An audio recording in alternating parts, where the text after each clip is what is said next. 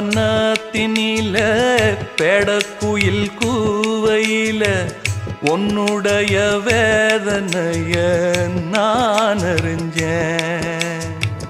பொங்கலத்தில் மாலையிட ஒன்னிரண்டு தோளத்தொட என்ன தவம் செஞ்சேனோ என் மாமா.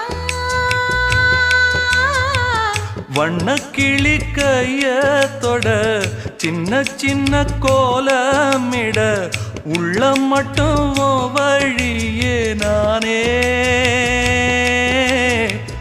உள்ளம் மட்டும் வழியே நானே.